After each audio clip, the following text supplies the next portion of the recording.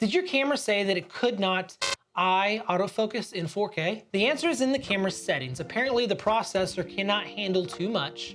So if you have control with smartphone on, then it will not work. You shut that back off and autofocus comes back. So stop what you're doing, take your camera out, check it, see if it works. And if it does, please hit that like button. And if you want to watch the rest of the video, that is fantastic. I'd love to have you here. And if not, you can go about your merry way. And thank you for watching. You say, well, it doesn't really matter. It's not that big of a deal. Okay. It affects even taking pictures. I did notice that. And also, if it's focused on your nose instead of your eye, that makes a difference. Also, let's say you have something like your cell phone in the shot. Okay, so the autofocus is set to wide. And as you can see, my phone is completely in focus. And me, not so much. And yeah, I can try to move things out of the way, but it's not as crisp. And I just shot my last video talking about scally caps, and the intro is so frustrating because I am just not in focus, no matter what I do. And I've changed different settings. I've changed it from wide to, I don't even remember, like zone and center and flexible spot. And it just, no matter what I did, it would not focus right here. And it causes problems because, I mean, that right there, that's not acceptable. If I had a glass of tea sitting right here on my table, all of a sudden, you can't see me. If I move the flexible spot, now, it's not gonna pick up the cell phone. It's still picking up me. It's not getting my eyes the way it's supposed to. It's probably getting my nose or something, but it works. Not perfect, but it works. But then if you move at all of a sudden, hey, whoa, what happened? Just a little bit. Just a little bit. Maybe I'm coming to get in my bag. I want to get something out of the bag for the video. Whoa, what just happened here? Before this, I had the Sony RX100 Mark V, which is actually how I got the POV shots of the back of the LCD screen for this camera. But when I bought it, I thought it was gonna be enough. And then I realized it wasn't professional enough for what I wanted to do. So I went to go buy another camera. I went to Bedford Camera in Arkansas. I don't remember, I think it was Little Rock, Arkansas. And when I went in, I was going to buy the Sony A7S III. I was super excited. This is the absolute best beast of a camera for video. And that's what I want to do. I want to do video. I want to do YouTube. That's what I want to do. I want to be a videographer. So I went in with the mindset, I'm buying this camera. And when I went in there, he told me, you know, it doesn't have enough megapixels and it's not gonna be good for pictures at all. It's only a video camera pretty much. And these are your options. The A7 III, which it didn't have the flip out LCD screen, which was a big deal for me. The Sony A7C, which is what I bought, or I could go with the Sony A7S III. And I'm like, oh, all right, well, what do I do? Because I wanted to do photo and video.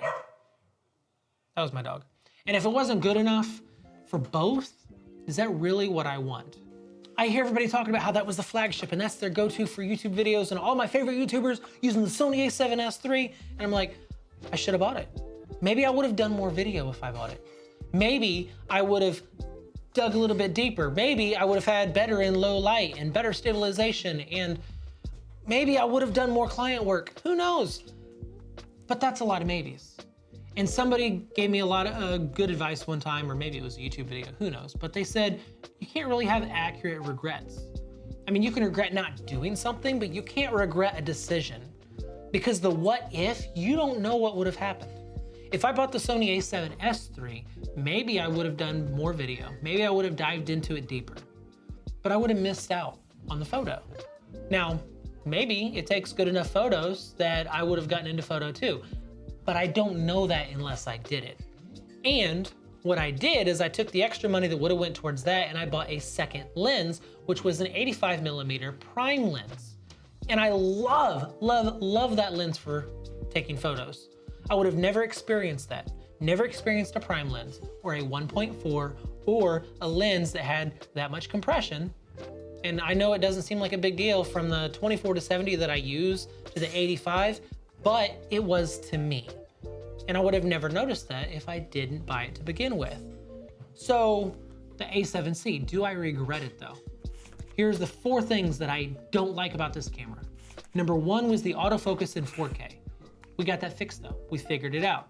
Now, you can't control it with a smartphone and keep your eye focused, but I use this remote, which I had issues with my phone. I tried to take pictures in an alley, and every time I stepped away from the camera, the phone would disconnect. Same thing with family photographs. So this thing is better than trying to use your phone anyways. So autofocus was fixed.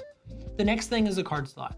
Now, it only has 1 card slot. It doesn't have dual for dual recording, so a card could get corrupted. I'm not doing weddings though, not really doing once in a lifetime moments. And I would just go to the client like, hey, I'm sorry, I lost all the footage. I know it'd make me look bad, but so many people have told me that in their entire career, they have never had a corrupted card, or they've had these brands of corrupted cards, but not the one that I have. So I'm like, is it really that big of a deal? Number 3, I think it was number 3, let me look. Number 3 is it's only 8-bit. I have found banding in my photographs, and color grading, I feel like sometimes it's a little splotchy and I can't do the things that I would like to do. And I heard so much raving about the autofocus, about the 10-bit and up in the Sony A7S III.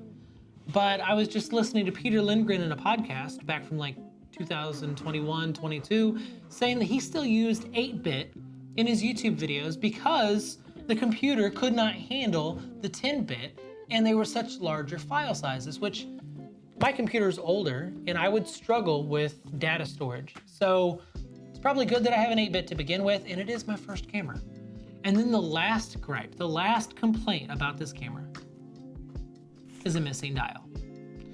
I have a dial for my shutter speed and for my aperture, but for ISO, I have to hit the menus, I have to hit the buttons.